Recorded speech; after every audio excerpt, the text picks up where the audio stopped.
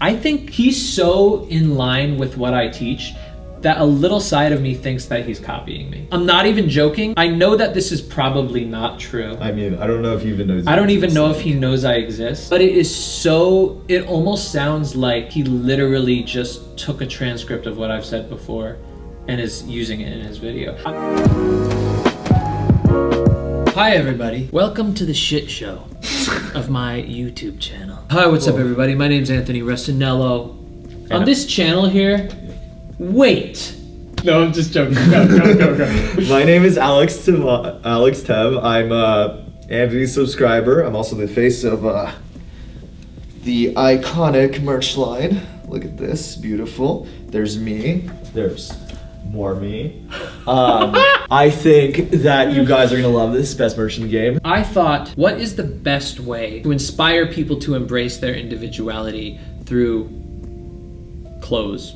And I realized using my subscribers as inspiration for other subscribers, other viewers, to learn how to be themselves is such a great avenue and it's so exciting, such an exciting idea for me. And so what I went off and did is I interviewed a bunch of my subscribers and I learned about who they are and who their stories are, and I came out with 2 people that I thought had the most inspiring stories of embracing exactly who they are despite any consequences that they might come by. Alex is one of them. I have Alex's portrait on the front of the shirt, but on the back of the shirt is his story. On the sides, you got this little thing that says Alex, my name, and then you got the art of being you, because that's what it's really about. A couple of weeks ago, I interviewed Alex on his story of who he is. You can actually watch that right now.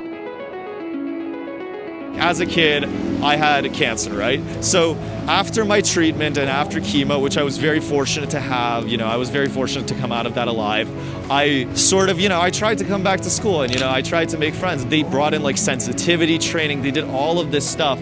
But, I still felt like there was something there, like there was something keeping me away from them. It was like that moment, it just like broke my heart, because I wasn't doing anything conscious. It was the fact that I didn't have any hair, but the fact that I kept pushing and wasting so many years of my life just trying to be acceptable. It feels fruitless and you get discouraged and you feel less confident. Honestly, looking back on it, 90% of the time, these social in-groups, they sit around and talking about nothing but what's going on within them. It's not fruitful, and all you can say is, yeah, bro, I feel you. And now that I've started being an individual, a lot of my friends are into like writing stuff, whether it's music or other like articles or books. A lot of my friends are also like healthcare, like into healthcare and stuff. Honestly, some of them just by pure chance. Like I found one of them just taking the SAT, and she introduced me to all of these new friends, and I was like, wow. Even like my current girlfriend, we met at a hospital and where we were both volunteering, and I just asked her out, and that was great. And we're both super passionate about medicine. Through my clear pursuit of my interests and my individuality, consequently, I met a lot of people who were similarly interested in pursuing their own individuality and were confident in their interests. And this helped me like embrace it better and have, I guess, even a greater degree of confidence and a greater alignment with how I am, as a person, definitely.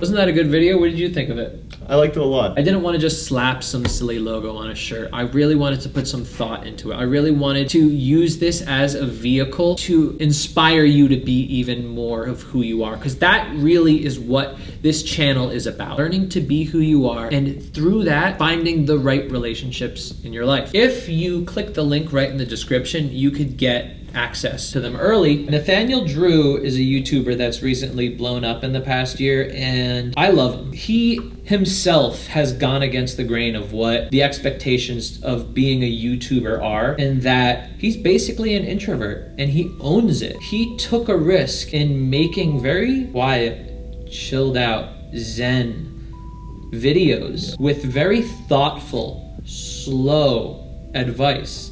Shit that's not jumping out at you like my videos. Well, annoying, shitty. I think your music actually helps with that. So wait, I do have shitty advice. No, Yes.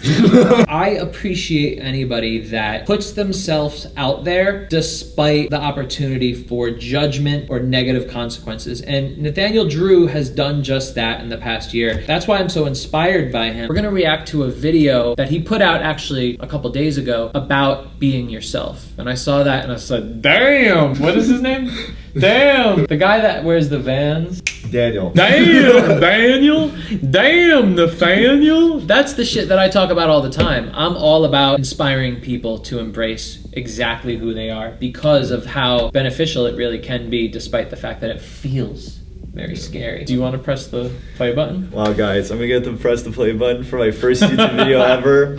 Look at me. Oh God, the computer. What'd you do? Just be you has, for me, always been a very frustrating piece of advice. I think this is because I find it confusing in a world where no matter where you look. I'm gonna stop you right there, Nathaniel. I agree with him. The fact that if you watch my videos a lot, you're going to find that I hardly ever, I don't think I have ever given the piece of advice, just be yourself. Be you. Never have ever said that, because all my life people have told me to do that, and it always frustrated me because, like, what does that even mean? What I would rather do is teach you how to be yourself, because it's so confusing to say just be yourself. And so let's see what this man Nathaniel says.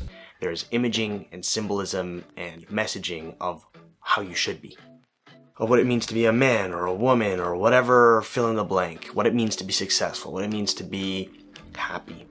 Working through this has made this overly used cliche piece of advice make a lot more sense to me. The thing is, just be you is really just about abundance. It's about recognizing that being yourself is enough, that you don't need to fill in the criteria that you're seeing everybody else try and impose on you. It's about abundance as opposed to scarcity, as opposed to neediness. But what does abundance versus neediness mean in the context of being yourself? Well, I actually don't understand what he's talking about. This all kind of evolutionarily stems back to like your lizard brain basically saying, if you don't get into this pack and these people don't like you, you're gonna get eaten by a saber-toothed tiger and die. Your brain's basically saying that to you. That's your lizard brain talking. In reality, if you talk with a group of people and you don't click with their personality, you don't vibe, that won't necessarily mean that you'll be eaten by a saber-toothed tiger. That abundance mentality, the mentality that there will be someone who likes you for your authentic self rather than just like, you know, the facade that you perceive. Makes sense. People. I don't want to spend time with friends that don't reciprocate that same interest. When it comes to finding someone, ultimately, what I'm looking for is somebody who is going to be attracted to me as much as I am attracted to them. It's got to be reciprocated. That's a super important piece.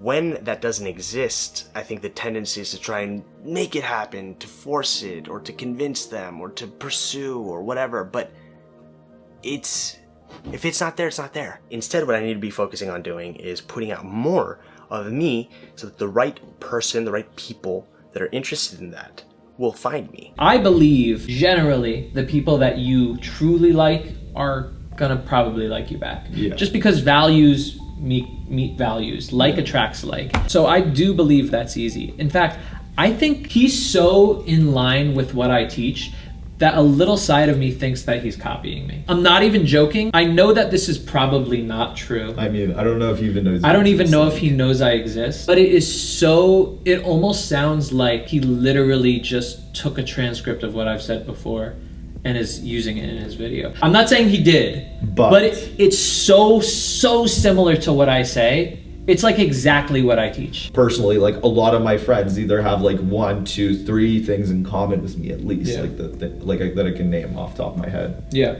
and it doesn't even have to be like, oh, we both like Pomeranians and we both like Call of Duty, and it's not like that.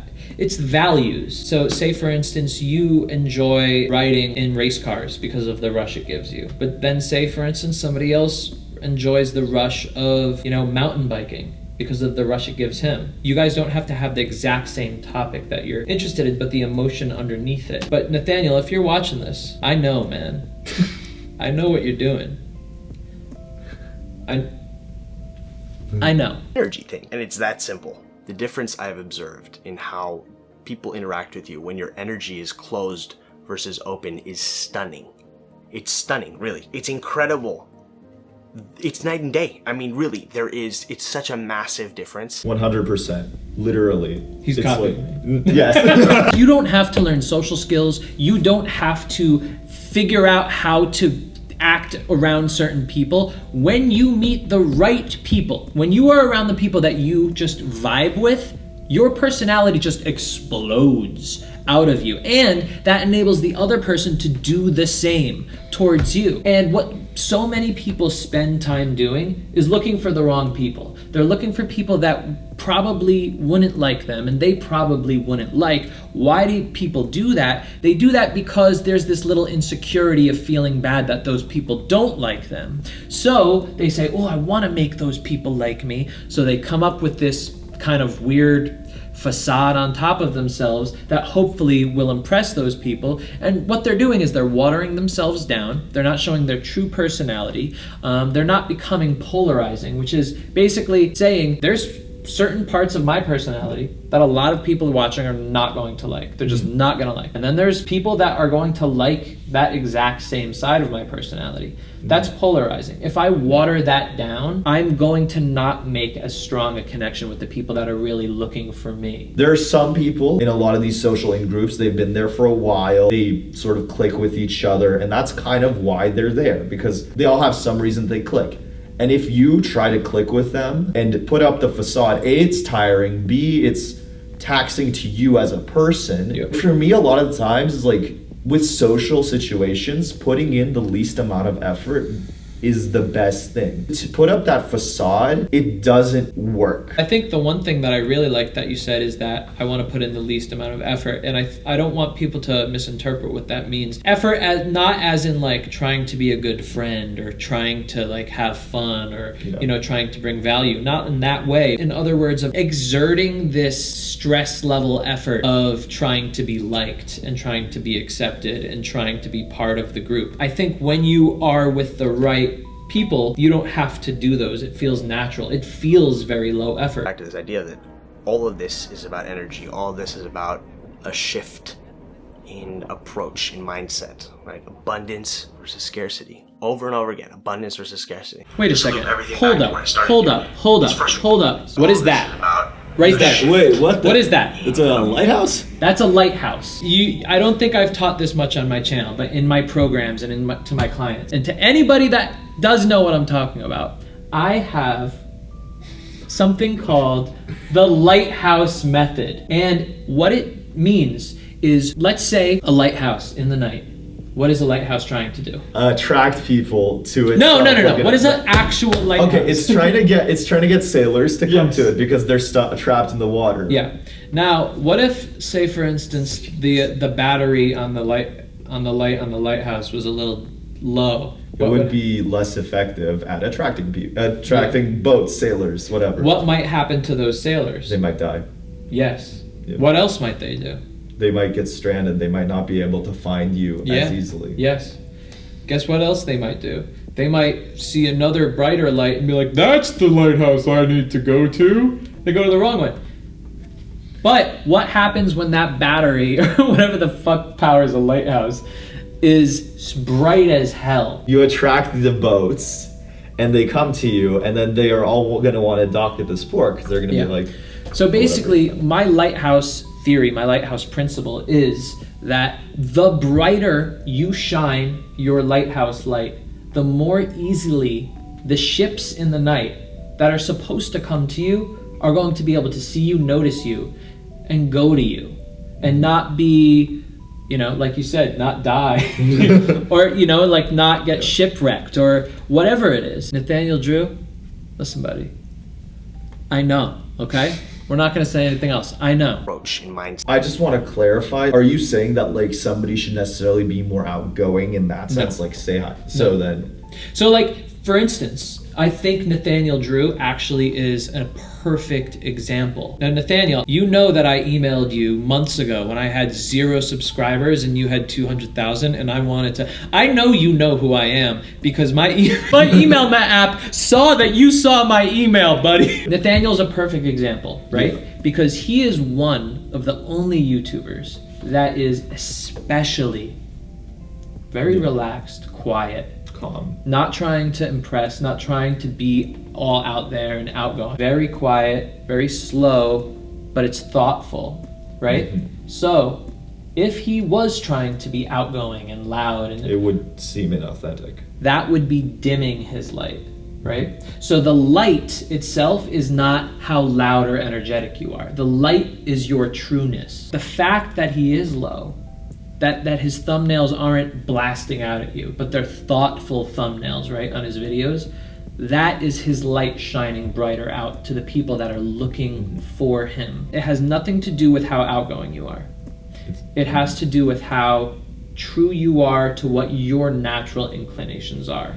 Now, that doesn't mean that you can't learn social skills, but honestly, that is at the end of it. You know, people usually put the cart before the horse and try to learn social skills before they try to really put out who they are. Let's get going. Lighthouse. So I realized I didn't really answer the question, what do you do if you don't know who you are or what you like? Duh. That's the whole reason why this piece of advice is frustrating in the first place, right? It's sometimes or oftentimes unclear how to answer this question, especially with so many things hitting us from every direction. This is what I believe happens when you don't give yourself the time and space to take the risks necessary to figure this out for yourself. The answer to being you is not something I could give to anyone, right? That wouldn't make any sense whatsoever. What I do know is that this is an inherently uncomfortable process, and if it were easy, everybody would do it. I'd like to say that like one piece of advice to give in terms of like finding you if you're not really sure what you like is just sort of trying stuff. Not anything that would be like harmful to you, but like trying stuff as in like interests. Like, so not drugs. No, I do not condone. I do not condone the use of narcotics. Let's just say you want to find yourself, right? Set a list of like, I don't know, 10 interests, and then just see which one you like. Yeah. No, it's literally exactly what I was thinking. If you're 15, 16, and you go, I don't know who I am yet. I mean, you're not supposed to really know, okay? You're still learning. Like literally, your teens and your 20s are about you finding yourself. Some people are more excited and jump to things more quickly. Like for instance, from a very young age, I was just obsessed with music. In about 9th, 10th grade, discovered the fact that I could perform it, write it, record it, and all of that was mind-blowing to me. You know, that's just one facet of part of who I am. But then there's people that I meet and they're at 22 and they go, I don't know who I am. I don't really like anything, and I don't about focusing on what I've got instead of what I'm lacking. And again, this is just so obvious, basic, and simple, but it's so profound and fundamental at the same time. And of course, there's a painful, scary side of all this, which is that in that journey towards being yourself, there's going to be a lot of people that aren't interested in being a part of that, aren't interested in the you that you really are, that you're trying to put out into the world. And I think instead of hating those people, we have to be grateful. We have to be grateful that they're stepping aside and making space for the right people. Again, this is literally exactly what I teach. Getting the wrong people out of the way to get the right people in your life. I use the example of, let's say you went to a party and you know that probably most of the people you're not going to have a great connection with, but there might be one person, you know, if somebody that you might be attracted to that you could get into a relationship with, or a longtime friend that you could make. There could be somebody there, one person, maybe two. How am I gonna find that person? I have to wade through the wrong people. I have to get those people out of the way. And so when I'm coaching people, I make sure they know, I don't want you to focus on, oh, does this person like me? Oh, I'm rejected. I don't care about rejection. When you are not trying to be accepted by the wrong people, you are never thinking of rejection. So I only see the wrong people as merely the path, the journey to finding the right person, because it's very rare that you're just gonna land on the right person all of a sudden. So you have to get through, you have to filter out the wrong people to land on the right person. You do that more easily by using your lighthouse to shine as brightly as possible. Yeah. In other words, being exactly true to who you are, being polarizing. So you get those wrong people to notice you quickly and say, I don't like you, get the frick out of the way, right? For YouTube, People will watch Nathaniel's videos, people will watch my videos, and people will come to my videos and they'll say, I don't like this guy. Something's off about him. He's blah, blah, blah. He's too much this. Then some people will come to my video and go, I really like this guy because of those exact reasons. They'll do the same thing for Nathaniel. They'll go to his videos and they'll say, I don't like this guy. He's too quiet, slow. I want to get to that point real quick, man. Then other people will love him for those exact reasons. Yeah. You must be a polarizing person in order to be more efficient in finding the right people to make relationships with. Precisely, no. Tricky stuff, for sure. Tricky stuff, for sure. I'm excitedly sharing about this as I feel like I'm connecting dots, but it is shifting my perspective, for sure. And it's exciting, I guess, right? Even though it's not clear yet, it's confusing. I don't know where this is leading me. It's exciting because something about it feels right. Something about it makes sense. I hate using the words be yourself. I'm always working on teaching how to be yourself. What are the ways that I can do it? A lot of examples I use have to do with taking many risks. When you take a big risk, or when you think about taking a big risk about expressing who you are, showing vulnerabilities, it feels too overwhelming for our little protectors, the little egos in the back of our heads. When you take a mini risk, what happens is it doesn't feel as difficult to do, as scary to do, and when you do it, it tells your ego, it tells the little lizard, whatever the fuck you want to call him, in the back of our heads, oh, wait a second, nobody killed you? Nobody threw you out of the room? Nobody exiled you? Oh, in fact, either nobody cares, nobody noticed, or people actually liked it. And when that happens, that is that proof that your brain needs in order to do it again. So we very often need proof in order to do things that we want to do, in order to be ourselves even more. When you take little risks every day, those compound into something bigger, where all of a sudden you are doing those things more and more often and doing the fake stuff less and less. It's a really big practice of those small risks. Yeah. Say it. I use the metaphor of like lifting. Like, okay, Yes, so when yes. you lift your muscle, it tears, right? It tears a little bit. These micro tears, when you like, obviously like when you eat after, you have some protein, some carbs, whatever, you eat, and then the muscle fibers regrow bigger to compensate for that. So that's what you're kind of doing with like social, I guess, risks. You are building up your social muscle. It helps you like be the more authentic version of yourself. Me going to bars and socializing and parties and just being a coach and doing it for so many years. And you know, when I lived in New York, I was literally going out 7 days a week, coaching and socializing. Doing that so often, it kind of enabled me to start seeing the insecurities in people. When you interact so often. When I first started going to bars, I was so anxious because everyone looked so cool, everyone looked like they knew what they were doing, blah blah blah. But over thousands and thousands of times, I started kind of going, holy crap, everybody is anxious. Everybody is putting on a facade. Everybody is trying to be kind of cool. To me. Everybody doesn't know who I am. It is assuming I'm like a cool person. And that actually calms me down. That makes me go, oh, okay, like everyone else kind of feels the same way I do. And that actually makes me feel more confident to be myself. So when I teach presence, that is what it's all about. Because I'll go to the bar, I'll go to a party, and I'll just take a chill pill and I'll calm down and I'll watch people. I'll be really present. And then I'll start seeing those little micro expressions under all of the, huh, yeah, oh, yeah, dude.